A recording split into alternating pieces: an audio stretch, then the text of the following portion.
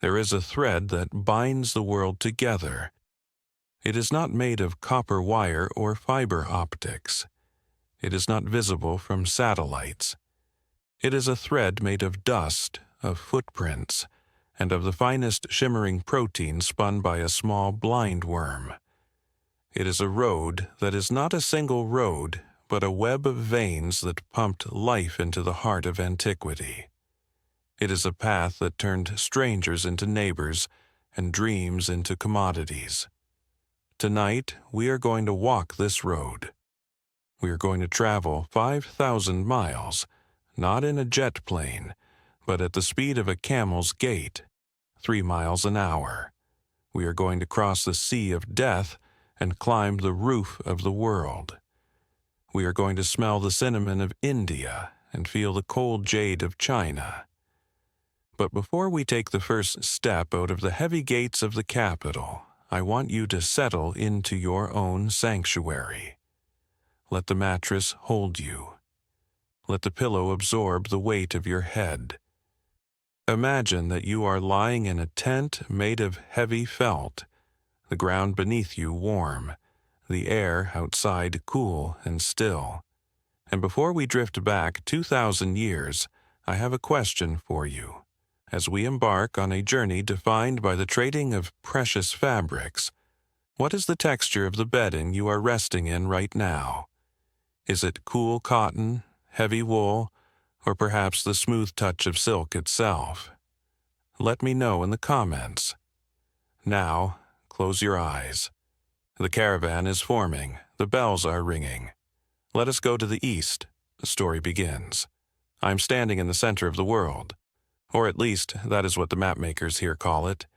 It is the year 100 BC, or perhaps 600 AD, or 1200 AD. Time is fluid on this road. The dust remains the same regardless of the emperor who sits on the throne. We are in Chang'an, the city of eternal peace. It is the hour of the tiger, just before dawn. The sky is a deep, bruised purple, transitioning into the gray of morning. The air smells of coal smoke, damp earth, and the distinct savory aroma of millet porridge cooking in 1,000 iron pots. Chang'an is not just a city. It is a monster of civilization. It is a grid of absolute order laid out on the flat plain of the Wei River.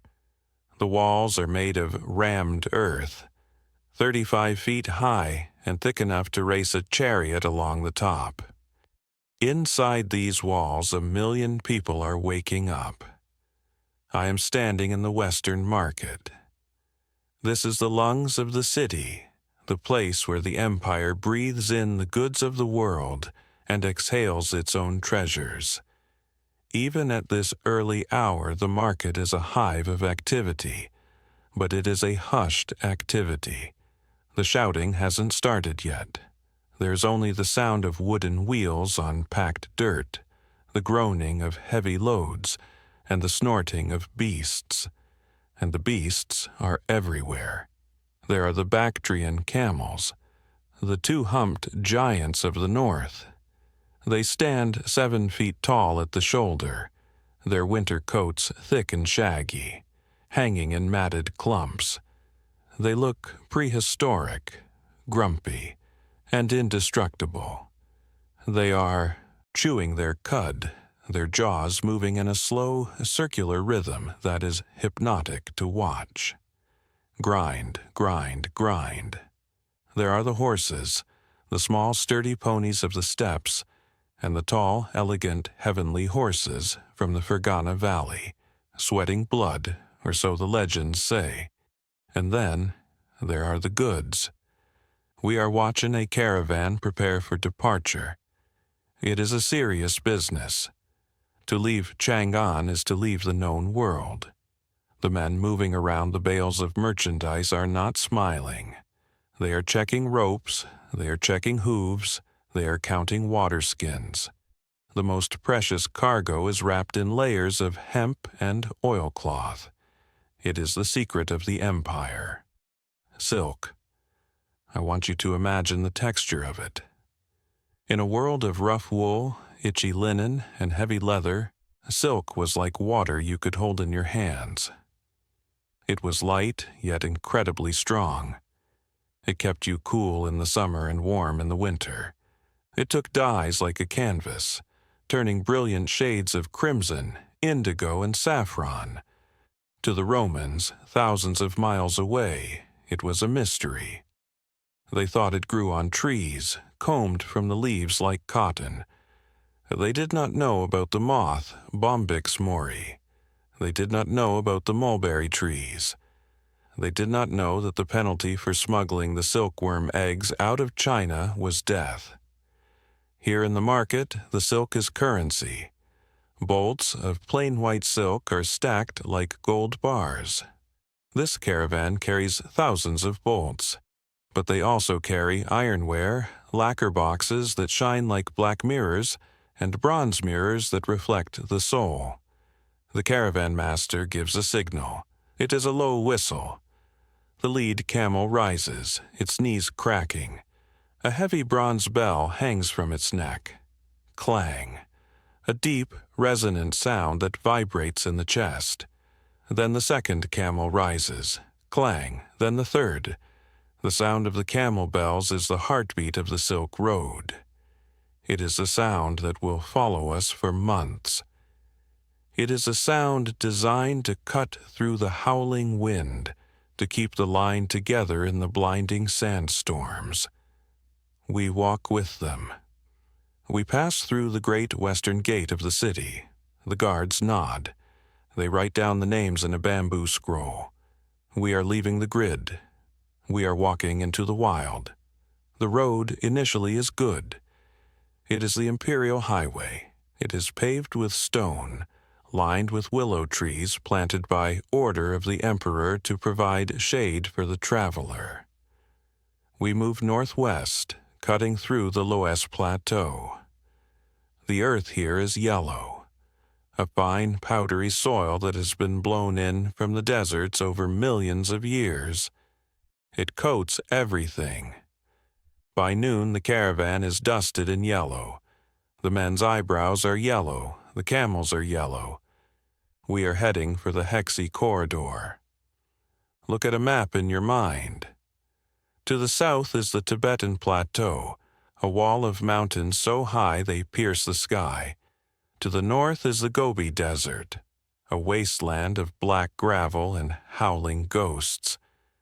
Between them is a narrow strip of flat, arable land, watered by the melting snows of the Kilian Mountains.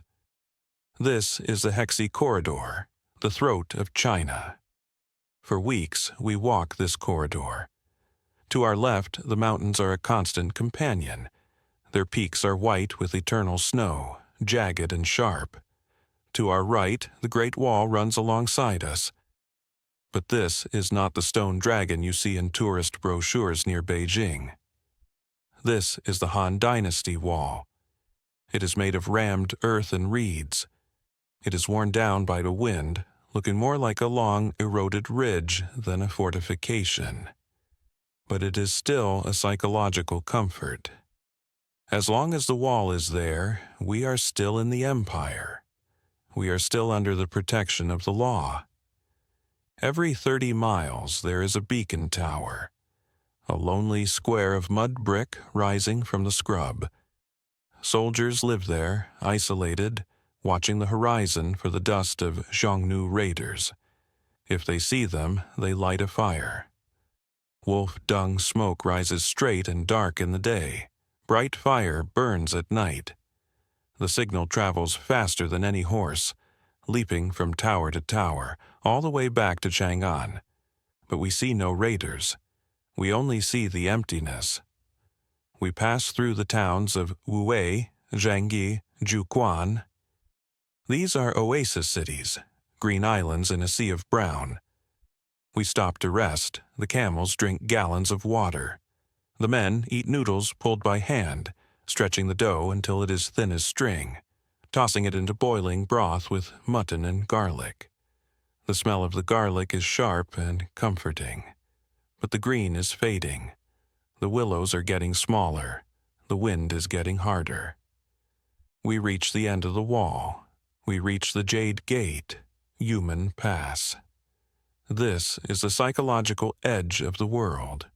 For a Chinese poet, to go beyond the Jade Gate was to essentially die. It was the point of no return. The gate is a square fortress of yellow clay. The soldiers here check the passports, wooden tablets with seals. They look at us with pity. Beyond the gate, the road dissolves. We step through the archway. The shadow of the gate falls over us, cool for a moment, and then we step out into the full, blinding glare of the sun. Ahead lies the Taklamakan Desert. The name, in the local Uyghur language, is often translated as "you go in, but you never come out," or the Sea of Death. It is the second largest shifting sand desert in the world. It is a bowl of heat and dryness. We do not cross the center. To cross the center is suicide. We must skirt the edges, hopping from oasis to oasis like frogs on lily pads. There is the northern route and the southern route. We take the northern route, hugging the base of the celestial mountains, the Tian Shan. The ground changes. It is no longer dirt, it is sand. Millions of tons of it. The dunes rise up like frozen waves, some of them hundreds of feet high. They are beautiful, in a terrifying way. They curve and twist, shaped by the wind into perfect crescents. The silence here is heavy. It presses against your ears. There are no birds. There are no insects. There is only the sound of the wind hissing over the sand, and the step, step, step of the camels. Their wide, padded feet splay out, keeping them from sinking. They rock back and forth. The motion is lulling. You fall into a trance. You watch the shadow of the camel in front of you. It stretches long in the morning, shrinks at noon, and stretches again in the evening. The heat is a physical weight. It shimmers off the ground, creating mirages. You see lakes of blue water that vanish when you approach. You see cities floating in the sky. The travelers tell stories of the spirits of the desert.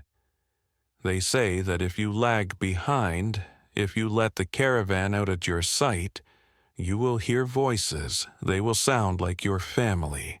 They will call your name. "Over here," they will say, "we have water." You will follow the voices, walking off the path into the deep dunes until you are lost forever. So we stay close. We tie ropes between the camels. At night, the desert changes. The heat vanishes instantly, sucked up into the cloudless sky. It becomes freezing cold. We huddle around fires made of dried camel dung. It burns with a slow blue flame and a pungent earthy smell. The sky above is a vault of diamonds. Without the humidity to obscure them, the stars are so bright they look like they are hanging just out of reach.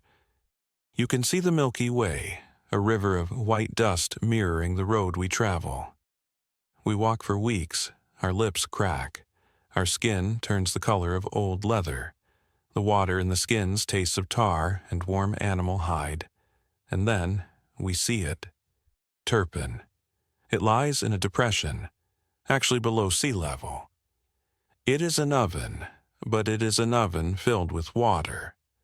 The snowmelt from the distant mountains is channeled underground in ancient tunnels called karez. These tunnels bring the water down to the desert floor without it evaporating in the sun. Because of this water, Turpin is a garden. It is famous for one thing: grapes.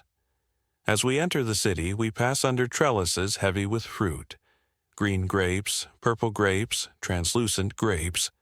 They dry them in special brick towers with holes in the walls, letting the hot, dry wind turn them into raisins. The city is made of mud brick, dried to the hardness of stone. It is a crossroads. Here we see faces that are not Chinese. We see the Tocharians, people with red hair and blue eyes who have lived in this desert for thousands of years. We see Indian monks in saffron robes. We see Sogdian merchants with their pointed beards and high caps. This is the magic of the road. It is a mixing bowl. We stop at a caravansary. It is a motel for the Silk Road, a large square courtyard surrounded by a high wall for protection. On the ground floor, there are stables for the animals. On the second floor, rooms for the travelers. The courtyard is a chaos of languages. You hear Chinese, Gandhari, Sogdian, Persian, Greek. Money changers sit at small tables, weighing silver and gold. Blacksmiths are reshoeing horses. We unload. The silk. We trade some of it here for jade, the stone of heaven. The jade comes from the rivers of Khotan to the south. It is cool, milky, and tough. To the Chinese, it is more valuable than gold. It represents virtue, durability, and beauty. We rest for 3 days. We eat sweet melons. We wash the dust from our hair. And then the bells ring again. Clang, clang, we must move on. The mountains are waiting. We travel west, past the fiery red sandstone cliffs of the Flaming Mountains. We pass through Kucha, a kingdom of music and dance. And then the land begins to rise. We are approaching the Pamirs, the onion range, the Chinese call them, perhaps because of the wild onions that grow in the valleys, or perhaps because the altitude makes your eyes water. To the Greeks, this is the Emmaus. To the locals, it is the Bami Dunya, the roof of the world. It is a knot of mountains where the Himalayas, the Tian Shan, the Karakoram, the Kunlun, and the Hindu Kush all crash together. It is one of the most formidable barriers on Earth. The camels struggle now. The sand gives way to scree, loose, sharp stones. The air grows thin. Breathing becomes a conscious effort. Inhale, hold, exhale. You have to fight for every lungful of oxygen. Your heart beats faster. The landscape is gray and white. Glaciers hang from the peaks like frozen tongues. The wind here screams. It is a biting, freezing wind that finds every gap in your clothing. We wrap ourselves in sheepskins. We wear felt boots. We reach the stone tower. This is a legendary landmark mentioned by the geographer Ptolemy. It is the midpoint. It is the place where the traders from the east hand off their goods to the traders from the west. Very few people travel the whole length of the road. It is a relay race. Here, the Chinese merchants might turn back. They sell their silk to the Sogdians or the Parthians. They load up their camels with glass from Rome, wool from Central Asia, and the prized horses. But we are continuing. We are the spirit of the road. We follow the silk. We descend from the Pamirs, slippin' and slidin' on the icy paths. The air gets thicker, warmer. The green returns. We are entering Sogdiana, the land of the Oxus River. This is modern-day Uzbekistan. We see the golden domes of Samarkand rising from the dusty plain. Samarkand, the mirror of the world, the garden of the soul. It is a city that exists in the realm of fable as much as reality. The Sogdians are the masters of commerce. They are the UPS, the FedEx, the DHL of the ancient world. They have settlements all along the road. They speak every language. They drink wine from silver cups shaped like the heads of gazelles. Samarkand is lush. There are orchards of peaches, the golden peaches that are so famous they are sent as tribute to the emperors of China. They are said to be as large as goose eggs and taste like honey. There is a technology here that is changing the world. By the river, there are water wheels churning. They are pounding pulp, rags, hemp, old nets. They are making paper. The Chinese invented it, but it was the Battle of Talas, where Chinese papermakers were captured, that brought the secret here. Now, Samarkand is the paper mill of the West. This paper will travel to Baghdad, to Cairo, to Cordoba. It will replace parchment, it will make books cheaper, it will carry knowledge. We walk through the bazaar of Samarkand. It smells of roasting lamb, cumin, and the heavy sweet scent of musk. We see piles of lapis lazuli, the blue stone from Afghanistan that will be ground up to paint the robes of the Virgin Mary in Renaissance Italy. We see rubies, we see slave markets, a grim reminder of the brutality of the age. We leave Samarkand and head southwest. We cross the Oxus River on bridges of boats. We enter the realm of Persia. The Iranian plateau is high and dry. The light here has a clarity that is startling. The mountains are bare, wrinkled like the skin of an elephant, in shades of ochre and rust. We are in the land of the Parthians, and later the Sassanids, the eternal rivals of Rome. The cities here are built to handle the heat. We see the badgers, the wind catchers, tall towers that catch the slightest breeze and funnel it down into the houses, creating natural air conditioning. We see the yakjals, massive domed structures made of mud that store ice throughout the scorching summer. The religion here is different. We have left the stupas of Buddhism behind. Here, we see the fire temples of Zoroastrianism. The sacred fire burns on the altars, tended by priests in white robes who wear masks over their mouths so as not to pollute the holy flames with their breath. They worship Ahura Mazda, the light, and fight against the darkness. The road here is well policed. There are caravansaries every 20 miles. The Persians understand that trade is power. They tax us heavily. They are the gatekeepers. Rome wants the silk, but Rome cannot reach China. Persia stands in the middle, collecting the profit. We move through the great cities, Ray, Hamadan, Ctesiphon, on the banks of the Tigris. The Arch of Ctesiphon is the largest single-span brick arch in the world. It soars above the desert, a testament to imperial power. Inside the palace there was a carpet, the spring of Khosrow. It was huge, woven with silk, gold, and silver. It depicted a garden in spring. The water was made of crystals. The earth was made of gold thread. The fruits were precious stones. When the winter winds howled outside, the king could sit on his carpet and be an eternal spring. We crossed the Tigris and the Euphrates, the cradle of civilization. The land is flat and fertile, irrigated by canals that have existed since the time of Babylon. We are getting closer to the sea. The air begins to change. It smells of salt and moisture. We climb the mountains of the Levant. Cedar trees grow here, their scent sharp and resinous. And then we crest the final ridge.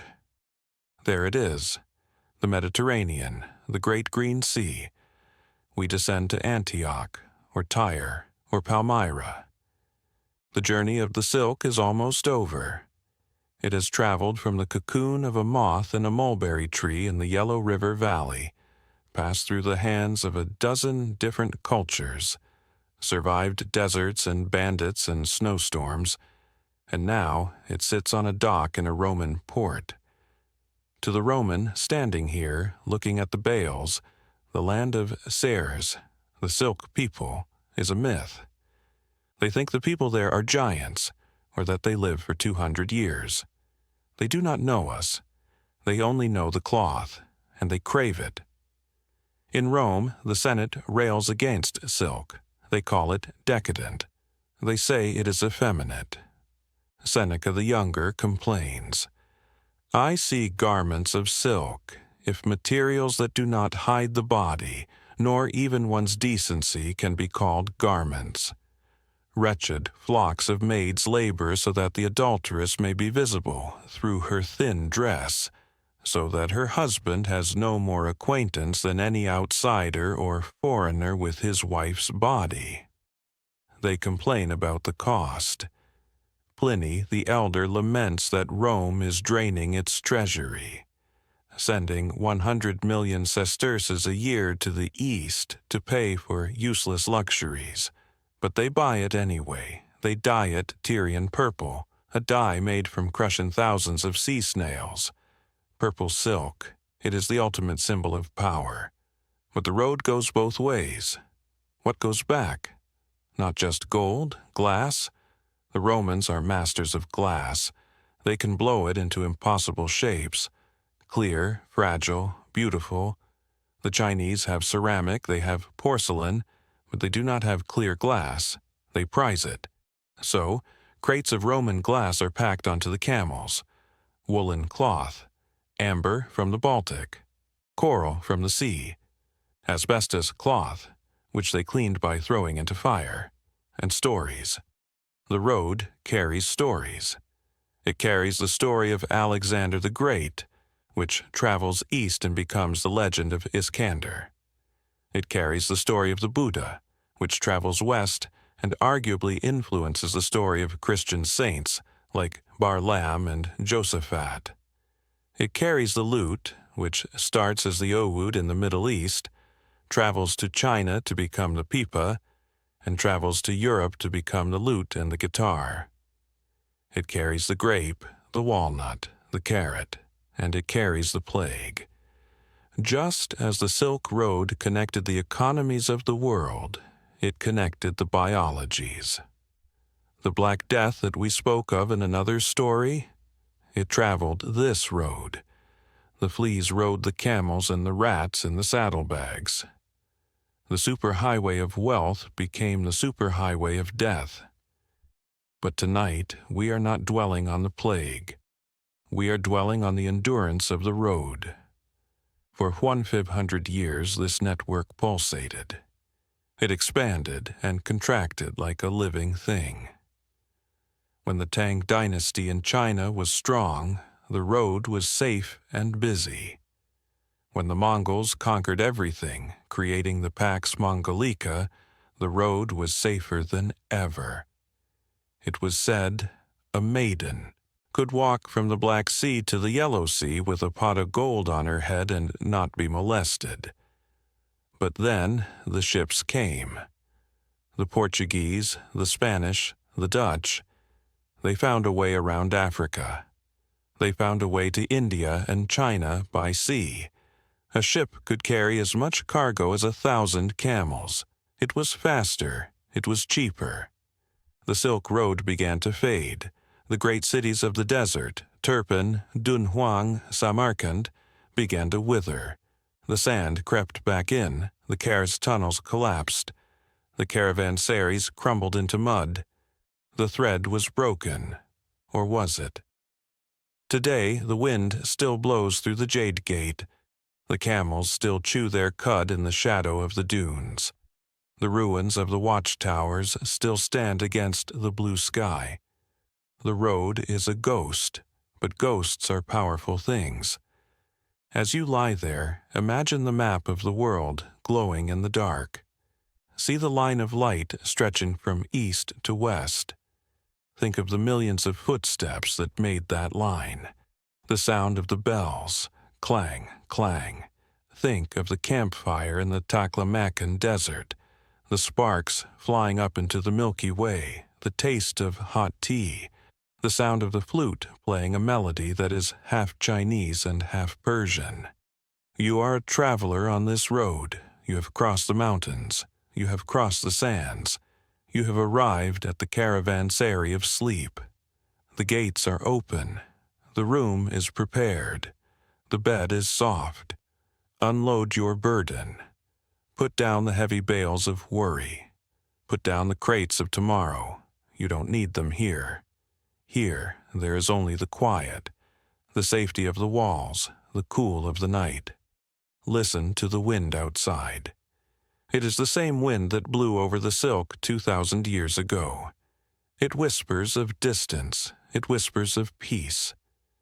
Rest now. The road will be there tomorrow. For now, sleep. The journey continues into the details of the forgotten cities.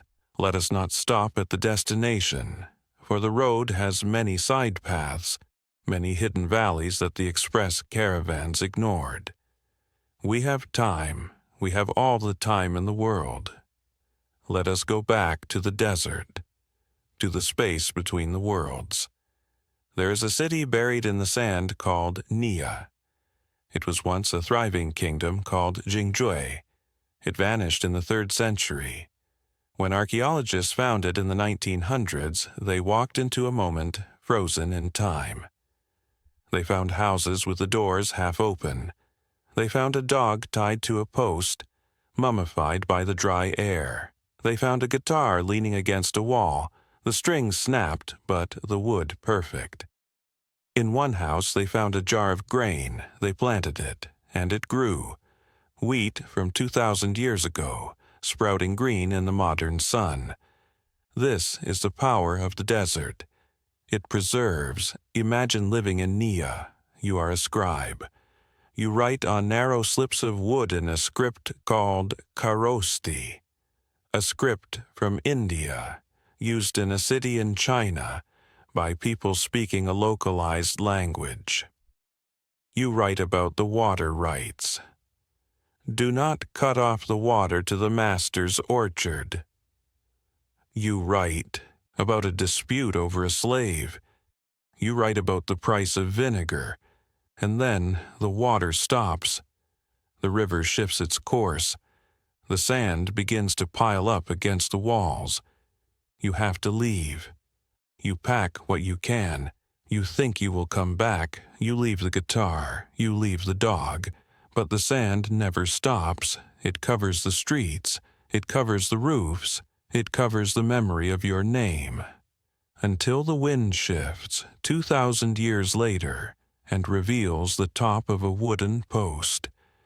The Silk Road is a graveyard of cities like Naya, Lulan, Miran, Dandandan, names that sound like bells. Let us go to the caves of the 1,000 Buddhas at Dunhuang. This is a cliff face, honeycombed with caves. For 1,000 years, travelers passing through would pay to have a cave dug and painted. It was an offering.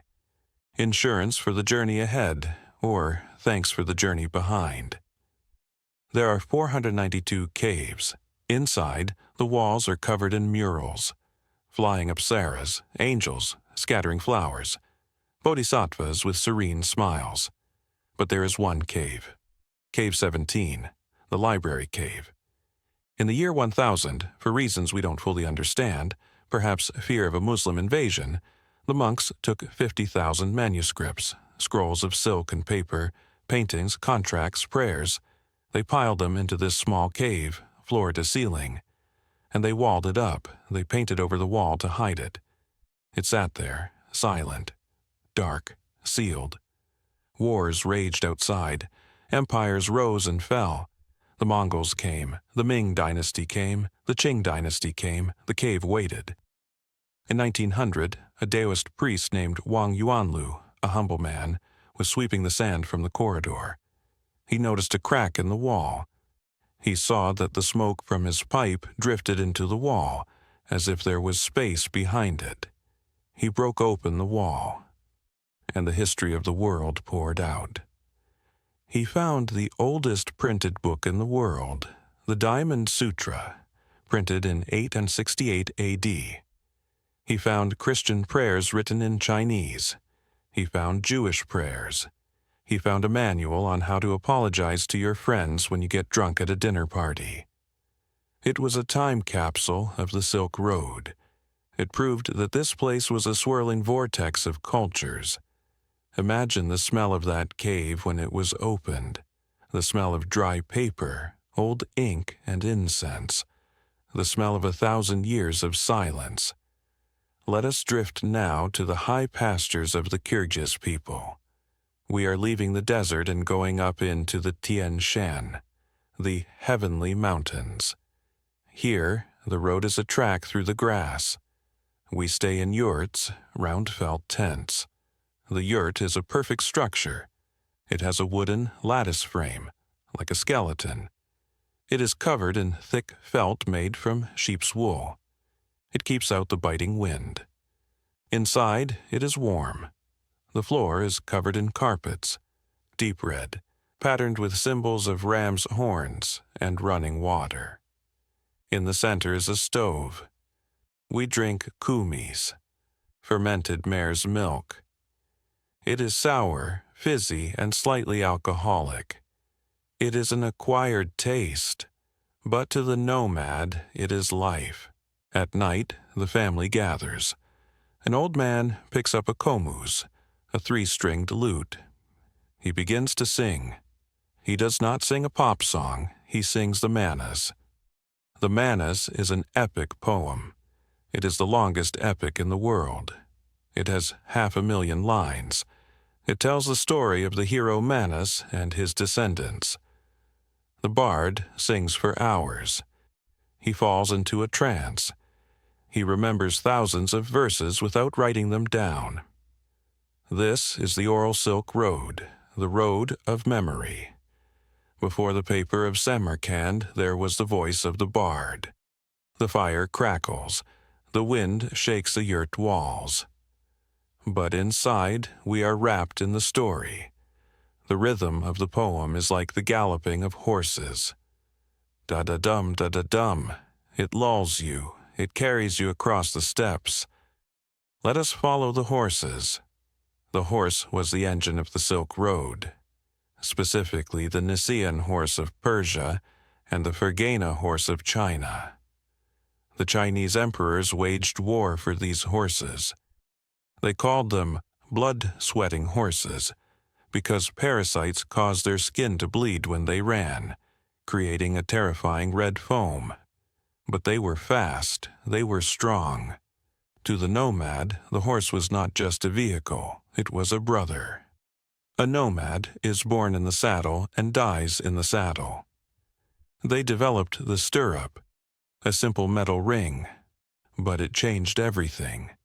It allowed a rider to stand up and shoot an arrow while galloping at full speed.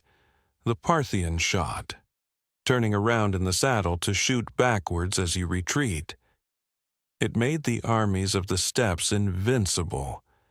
It allowed the Huns and the Mongols to sweep across the Silk Road like a tidal wave. But tonight, the horses are grazing. They are hobbled in the tall grass. You can hear them snorting. You can hear the tearing of the grass. Rip, chew, rip, chew. It is a peaceful sound. Let us move to the caravanserai again. Let's look at the food. What did they eat on the road? They ate naan, flatbread, baked in a clay oven called a tandoor. You stick the dough to the hot walls of the oven. It bubbles and blisters. You pull it out with a hook. It is hot, chewy, and smells of yeast and smoke. This bread traveled. You find naan in India, naan in Iran, nang in Xinjiang. It is the bread of the road. They ate dumplings, mantu, momo, ravioli. The idea of wrapping meat in dough traveled the road. In China, it is jiaozi. In Central Asia, mantu. In Russia, pelmeni. In Italy, ravioli. A dumpling is a perfect package. It protects the meat just as the felt protects the nomad, just as the oasis protects the traveler. Imagine sitting by the fire, biting into a hot dumpling. The juice runs down your chin. It is savory, fatty, sustaining. And tea, the tea bricks. Tea was compressed into hard blocks, sometimes stamped with patterns. It was used as currency. You could buy a horse with tea. They boiled it with salt, yak butter, and milk. It wasn't the delicate tea of a Japanese ceremony. It was a soup. a high-energy broth to keep you warm in the blizzards of the Pamirs. Taste the salt, feel the warmth spreading in your chest. Let us talk about the colors. The Silk Road was a river of color flowing through a beige world. Lapis lazuli blue, cinnabar red, saffron yellow, indigo. Indigo is a magic dye. It comes from a green plant. You soak it, ferment it. The liquid is yellow-green. You dip the white cloth in. When you pull it out, it is still yellow. But then the magic happens. As the oxygen in the air hits the wet cloth, it turns blue. Before your eyes, a deep, rich ocean blue. The people of the road wore these colors. The Uzbek ikat patterns, blurry, vibrating clouds of color. The Persian rugs, intricate gardens of wool. Close your eyes and let the colors wash over you. Swirling patterns of blue and gold. Let us return to the silence of the night watch. You are guarding the caravan. The fire has died down. The others are sleeping, wrapped in their cloaks. You sit on a rock, you hold a spear, but you're not afraid. You listen to the desert. The desert sings. It is a phenomenon called the singing sands. When the sand avalanches down the face of a dune, the friction creates a low hum. It can sound like a cello. It can sound like a distant squadron of airplanes. It can sound like a choir. Marco Polo heard it. He wrote about the spirit voices of the desert. It is just physics. Sand grains of a certain size rubbing together. But in the dark, alone, it sounds like the earth itself is breathing. A low, vibrating frequency. Let it vibrate in your bones. It is a grounding sound. Let us look at the moon. The moon over the Silk Road is the same moon you see. But there, it has no competition. It illuminates the white peaks of the mountains so brightly they look like they are glowing from within. It casts long shadows behind the standing stones, the baubles. These are ancient stone statues found on the steps. Crude figures of men holding a cup, they are the ancestors. They stand watch over the road. They have stood there for 2,000 years. They have seen the armies of Alexander. They have seen the monks carrying the sutras. They have seen the trucks of the modern era. They do not move. They do not speak. They just witness. Be like the stone, still, witnessing, at rest. Let us travel to the end of the line again, to Venice. Marco Polo has returned. It is 1295. He has been gone for 24 years. He knocks on the door of his family home. He is wearing ragged Mongol clothes. He has forgotten much of his Italian. His family does not recognize him. They think he is a beggar. He rips open the seams of his ragged coat, and out pour the rubies, the sapphires, the emeralds. He tells them stories of paper money, of black stones that burn, coal, of a postal system with 200,000 horses. They don't believe him. They call him Il Milione, the man of 1,000,000 lies. It was too big. The world he had seen was too vast for the minds of Venice to comprehend. But he dictated his book in a Genoese prison, and that book lit a fire in the imagination of Europe. Christopher Columbus read that book. He made notes in the margins. He sailed west because he wanted to find the road to the Great Khan that Marco Polo described. The Silk Road, even when it was closed, drove history. It drove the desire for connection. Let us drift back to the beginning, to the worm. The silkworm moth is blind. It cannot fly. It has been domesticated for so long it cannot survive in the wild. It lives only to eat mulberry leaves and spin. It spins a single filament, up to 900 meters long. One continuous thread. To make the thread, it moves its head in a figure 8 pattern, over and over, a rhythmic dance. Imagine the worm in the dark, spinning its cocoon, building a safe house for itself. Round and round, layer upon layer. You are doing the same. You are spinning a cocoon of sleep.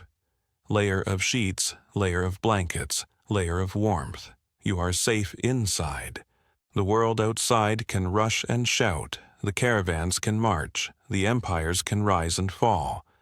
But inside the cocoon, there is only transformation.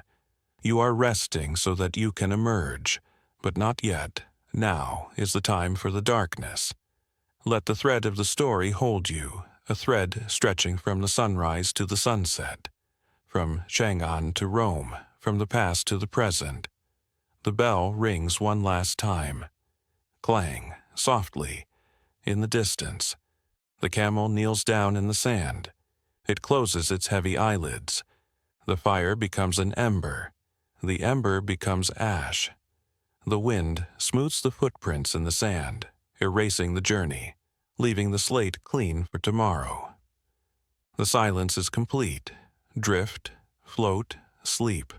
The desert is waiting. The stars are watching. Let us rest for a moment by the embers of the fire, but let us not sleep too deeply just yet. The Silk Road is long, and there are many paths we have not walked. The desert is wide, and the night is young. We have spoken of the sand and the mountains, but let us speak of the water. Not the oceans, but the hidden water, the secret veins of the earth. Let us travel to the ancient city of Kashgar. Kashgar is the hinge of the Silk Road. It sits at the western edge of the Taklamakan Desert and the foot of the Pamir Mountains. It is where the northern and southern routes meet. It is a city that has been trading for 2,000 years. But how does a city survive on the edge of the Sea of Death? Water, but not just any water, the water of the Kerez. We mentioned them briefly in Turpin, but let us walk inside one now. Imagine standing in the desert. The ground is dry, cracked, burning hot. But beneath your feet, 30 feet down, a river is flowing. The Kerez system is a masterpiece of ancient engineering. It consists of a series of vertical shafts dug into the ground at regular intervals, connected by a horizontal tunnel at the bottom. The tunnel slopes gently, just enough to let the water flow from the aquifers at the base of the mountains down to the oasis. Why go to all this trouble? Why not just dig a canal? Because of the sun. The sun is a thief. If you ran the water on the surface, it would evaporate before it reached the fields. Underground, it is cool, it is dark, the water is safe. Let us climb down one of the maintenance shafts. It is dark, smelling of wet earth and cool stone. At the bottom, you hear it, the sound of running water. Gurgle, rush, splash. It is the purest sound in the desert. You can walk along the tunnel. It is narrow. You have to stoop. The water flows beside you clear and cold. It has come from the melting glaciers of the Tian Shan. It is ancient water, freed from the ice. The men who dug these tunnels, the Kerez masters, were heroes. They worked by oil lamp. They aligned the tunnels using simple plumb lines and shadows. They moved millions of tons of earth by hand, bucket by bucket. Because of them, Kashgar blooms. Because of them, there are apricots, pomegranates, and melons. When you bite into a melon in Kashgar, you are tasting the darkness of the underground river. You are tasting the patience of the diggers. Let us climb back up into the light. The bazaar of Kashgar is waiting. It is Sunday, market day. For centuries, the Sunday market in Kashgar has been the greatest spectacle in Central Asia. 100,000 people gather. They come on donkey carts, on motorcycles, on camels. The noise is a physical wave. The shouting of traders, the bleating of sheep, the honking of horns. But let us focus on the quiet corners, the knife makers. The Uyghur craftsmen are famous for their knives. Pshak. They sit in small workshops, grinding the steel. Shh, shh, shh. The sound of metal on stone. The handles are made of bone, horn, or brass, inlaid with colorful stones. They are beautiful, sharp, and deadly. But they are also tools of life, used to slice the melon, to cut the bread. And the barbers. They work on the street. A chair, a mirror hung on a tree, a razor. The men sit, their faces lathered with soap. The razor scrapes, scrape, scrape. It is a moment of intimacy in the chaos. Let us look at the faces in the market. You see the history of the road written in the DNA. You see faces that look Chinese, faces that look Persian, faces that look Turkish, faces with green eyes and red hair. It is the human genome project of antiquity, mixed and remixed over 2 millennia. Now, let us leave the noise of the market and travel back in time. To a ghost city, Ani, the city of 1001 churches. It sits on the border of modern Turkey and Armenia. Today, it is a ruin, a vast grassy plateau overlooking a deep gorge. But in the year 1000, Ani was a rival to Constantinople. It was a metropolis of the Silk Road. It controlled the trade routes coming from the Caucasus. It was a city of Armenian kings. They built massive cathedrals of red and black volcanic stone. They built walls that were impregnable. But history is cruel. The Mongols came. The earthquakes came. The trade routes shifted. By the 1700s, Ani was abandoned. Let us walk through Ani today.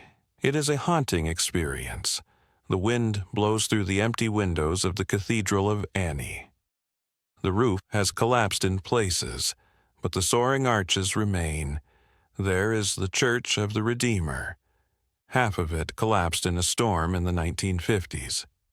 It stands now like a cutaway model, a perfect cross-section of a church open to the sky. The frescoes on the walls are fading. The faces of the saints are being erased by the rain. But the silence of Ani is not empty. It is filled with the presence of what was.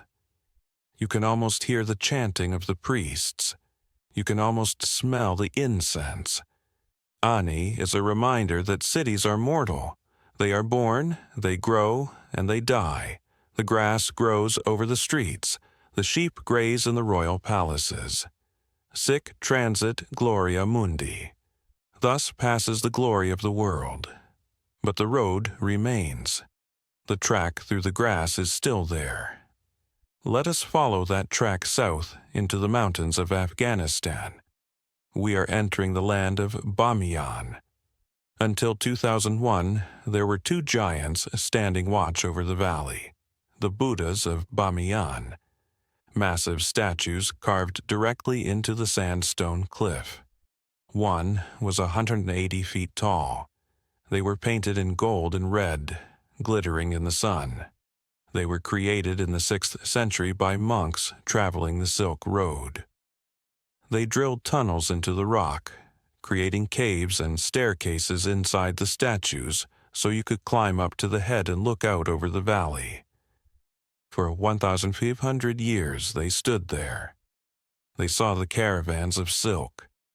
They saw the armies of Genghis Khan, who killed every living thing in the valley of Bamiyan but left the statues.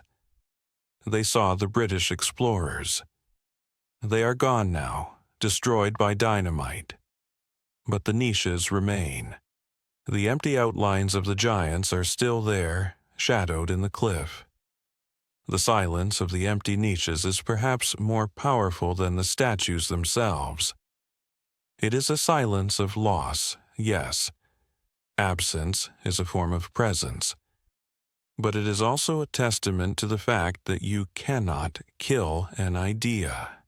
The idea of the Buddha, the idea of peace, still lingers in the valley. Let us sit in one of the caves near the empty niches. The walls are covered in ancient oil paintings, some of the oldest oil paintings in the world, predating the European Renaissance by centuries. They show scenes of the Silk Road, merchants offering gifts, monks meditating. The pigments were made from lapis lazuli and malachite. They are fading, but the blue is still vivid, the Bamiyan blue. It is cool in the cave. Outside, the valley is green with potato fields and poplar trees. The river flows quietly. It is a place of deep rest. Let us move east again, to the sea, the maritime Silk Road. We often think of camels, but the ships were just as important. The spice route. Let us stand on the docks of Quanzhou in China. In the 13th century, Marco Polo called it Zaytun. It was the greatest port in the world. The harbor was a forest of masts, junks with bamboo sails, dhows from Arabia sewn together with coconut fiber rope. They carried porcelain. Porcelain is the other white gold of China. It is made from kaolin clay, fired at incredibly high temperatures until it becomes glass-like. It is hard, white, and translucent. The world went crazy for it. In the Middle East, they tried to copy it but couldn't. In Europe, they called it China because that is where it came from. The ships were loaded with thousands of bowls, plates, and vases. They were packed in crates with tea leaves or beans to protect them. Sometimes the ships sank. Beneath the waves of the South China Sea there are wrecks. The wood has rotted away, but the porcelain remains. Imagine a field of blue and white bowls on the ocean floor, fish swimming through them, coral growing on the rims. It is a silent museum. Archaeologists bring them up. They wash off the silt, and the glaze shines as brightly as the day it came out of the kiln 800 years ago. The blue and white style, cobalt blue on white porcelain, is actually a product of the Silk Road. The cobalt came from Persia, Iran. The porcelain came from China. The style was a hybrid, born of trade. Every time you eat off a blue and white plate, you are eating off a symbol of the Silk Road. Let us drift back to the land, to the food. Let us talk about the apple. The domestic apple, Malus domestica, comes from the Tian Shan mountains of Kazakhstan. The wild apple forests still grow there. Malus sieversii. The bears ate the apples, they pooped the seeds. The horses ate the apples. Traders picked them up. They carried the seeds west. Every apple in your supermarket, the Granny Smith, the Gala, the Red Delicious, can trace its ancestry back to the wild forests of the Silk Road. Imagine walking through those ancient apple forests. The trees are gnarled and old. The ground is covered in fallen fruit.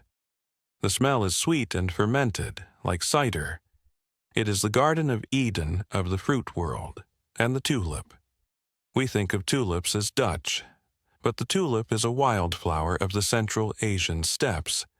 It grows in the mountains of the Pamirs and the Tian Shan. It was the Turks who cultivated it. The Ottoman sultans loved it. They called it Leo. A diplomat brought bulbs from Istanbul to Vienna in the 1500s, then to the Netherlands, and tulip mania was born. But originally, it was a simple red flower nodding in the wind on the lonely passes of the Silk Road. The road carried seeds as well as silk. It changed the biology of the planet. Let us go to the music. Yo-Yo Ma, the cellist, created the Silk Road Ensemble. He wanted to explore how music traveled. The horsehead fiddle of Mongolia, the Comanche of Persia, the violin of Europe, they are all cousins. Listen to the sound of the duduk, an Armenian woodwind instrument made of apricot wood. It has a mournful, haunting sound. It sounds like the wind blowing over a ruined city. It sounds like crying. But it is also beautiful. It is the sound of the soul of the Caucasus. Hoo. Let the sound vibrate in your chest. It is a sound of longing, longing for home, longing for the road. Let us talk about the caravanserai again, the architecture of rest. There is a beautiful one in Turkey called the Sultan Han. It was built in 1229. It is a fortress. The door is a massive portal of carved stone, decorated with geometric patterns that represent the infinite universe. Muqarnas. You walk through the door into the courtyard. In the center is a small mosque, raised on arches. You can pray there. Around the sides are the stables. In the winter, the travelers slept in the closed hall at the back. It is a cathedral of darkness. Stone vaults, no windows, just narrow slits for ventilation. It was warm. The body heat of the animals and the men kept it comfortable. Imagine lying there in the dark. You can hear the breathing of 100 camels. You can hear the murmur of a dozen languages. You are safe. The walls are 6 feet thick. The bandits cannot get in. The state, the Seljuk Sultanate, provided this for free. You could stay for 3 days without paying. They fed you. They shod your horses. They understood that trade needs infrastructure.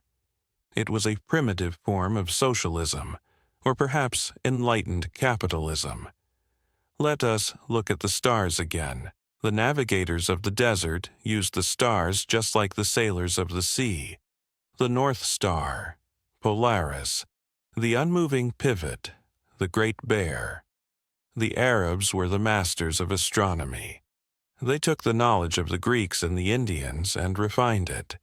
They built astrolabes, beautiful brass instruments that could calculate the time, the latitude, the direction of Mecca. The astrolabe is a jewel of the Silk Road. It is science made art. Hold one in your hand. It is cold, heavy brass. It has dials and pointers. It is a computer of the ancient world. With this, you can never be lost. Let us travel to the end of the road in the east, to Nara, Japan. The Silk Road didn't stop at the Pacific coast of China. It crossed the sea to Japan. In Nara, there is a treasure house called the Shosoin. It belongs to the emperor. It has been sealed since the 8th century. Inside are objects that belong to Emperor Shomu. There are glass bowls from Persia. There are lutes with mother-of-pearl inlay from India. There are silks with patterns of lions and hunting scenes from the Near East. Japan was the terminus, the cul-de-sac where the treasures piled up. Looking at these objects, preserved in the wooden warehouse for 200 years, you realize how small the ancient world actually was. A bowl blown in Iran ended up in the cupboard of an emperor in Japan. It traveled hand to hand, camel to camel, ship to ship, a relay race of beauty. Let us return to the desert. There is a phenomenon called the yardang. These are wind-eroded ridges of clay. They look like the hulls of overturned ships or like sleeping dragons. In the Lopner region of China, there are thousands of them. It is a labyrinth of clay. The wind howls through them. It creates strange acoustic effects. Travelers thought it was the screaming of demons, but it is just the wind sculpting the earth. The Silk Road is a testament to erosion. The erosion of mountains into sand, the erosion of borders, the erosion of ignorance, but also the erosion of time. We are eroding too. We are wearing down. We are becoming dust. But that is not a bad thing. It is the way of things. To become dust is to become part of the road. Let your mind become like the sand, loose, shifting, soft. Let the wind blow you into a new shape, a dune, smooth and curved. The sun sets on the dune. The shadow lengthens. The sand turns from gold to blue. The temperature drops. The stars come out. Orion the hunter strides across the sky. He is hunting the silence, and he has found it. Here, in the heart of the continent, the point furthest from any ocean, the pole of inaccessibility. It is quiet here. Rest in the quiet. Let us think of the tea ceremony one more time. The water boils. Shh. The sound of the wind in the pines. The tea is whisked. Chick, chick, chick. The bowl is warm in your hands. Rough ceramic. Imperfect, wabi-sabi, you drink. It is bitter and sweet. You set the bowl down. You bow. To the road, to the journey, to the rest.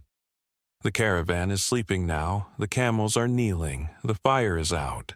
The guard is leaning on his spear, nodding off. The ghosts of the past are gathering. Marco Polo, Ibn Battuta, Xuanzang the monk.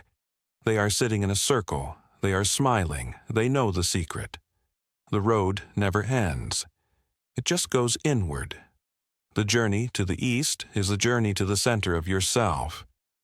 You have arrived. You are home. The tent flaps are closed. The rug is thick. The air is still. Sleep. Drift on the river of silk. Smooth, cool, endless. Let us take one last look at the horizon before the darkness becomes absolute. The sun has dipped below the dunes of the Taklamakan, leaving a faint, bruised purple line in the west. The heat of the day is evaporating into the ether, replaced by the crisp, biting chill of the desert night. We have walked the road for thousands of miles. We have touched the jade of Khotan and the glass of Rome. We have smelled the spices of India and the dust of the caravansaries. But there is one final aspect of the road we must acknowledge before we let the history books close. The silence of the end. Every road has an end, but the Silk Road didn't end with a wall or a signpost. It ended with a slow, quiet forgetting. When the ships began to sail around Africa in the 15th and 16th centuries, the pulse of the Silk Road began to slow. Why risk months in the desert, facing bandits and thirst, when a Portuguese caravel could carry tons of pepper and silk in its hold, gliding on? The trade winds? The great cities of the interior, Samarkand, Bukhara, Kashgar, began to drift into isolation. They became islands again, separated by the sea of sand. The global economy shifted to the coastlines. The center of the world moved from the steppes to the oceans. The sand crept back in. It covered the roads. It filled the wells. It buried the cities of Lulan and Nia. The wooden tablets dried out and cracked. The frescoes peeled from the walls of the caves. The silence returned. But it was a dignified silence. It was the silence of a job well done. For 1,500 years, this network had knitted the human race together. It had ensured that we were not alone in the dark. Imagine a watchtower on the edge of the Gobi Desert in the year 1600. The soldiers are gone.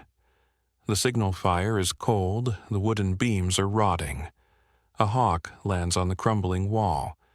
It looks out over the empty plain. It sees no camels. It hears no bells. There is only the wind. Whoo! But the story didn't truly end there.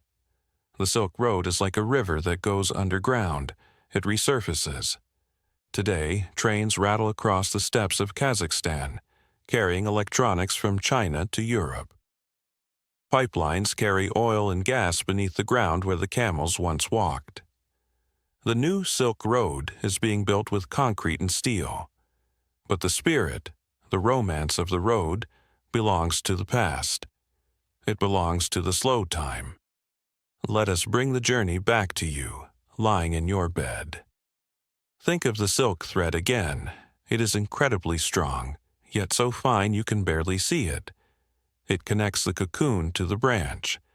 It connects the past to the present. You are connected to this history. When you drink tea, you are drinking the Silk Road.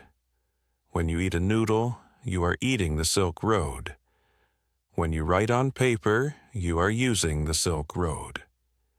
When you play a guitar, you are hearing the Silk Road. It is woven into the fabric of your life. Now, let us perform the final ritual of the caravan. The journey is done. We have reached the final gate. The Great Wall is behind us. The Jade Gate is closed. We unload the camels. The heavy packs slide to the ground with a soft thud. We take off the saddles. The animals shake their coats free at last. We wash the dust from our faces. The water is cool. The fire is burning low. It is just a bed of glowing red coals now, pulsing gently like a slowing heart. The other travelers are asleep. Wrapped in their cloaks, they look like stones in the darkness. The storyteller puts down his lute. The song is finished. The sky is a canopy of velvet, pinned up by silver stars. Look at the North Star, the traveler's guide. It hangs there, steady and true. It watched over them. It watches over you. The desert is vast. The silence is deep. Let your breathing match the rhythm of the sleeping camels. Slow, deep, peaceful. Inhale, the cool night air. Exhale, the heat of the day. Inhale, the quiet. Exhale, the miles. The road stretches out behind you, a ribbon of memory in the moonlight. The road stretches out ahead of you, into the land of dreams. You don't need to walk anymore. You don't need to carry anything. You are safe in the oasis of sleep. The gates are locked. The guards are watching. The walls are high. Let the history fade. Let the dates and the names dissolve into the mist. Let the maps roll up. There is only this moment, this breath, this rest. The silk is smooth against your skin. The night is heavy on your eyelids. Drift away from the desert. Drift away from the mountains. Drift into the soft, dark nothing. The bell rings one last time, very faintly, from the edge of the world. Clang, and then silence. Good night.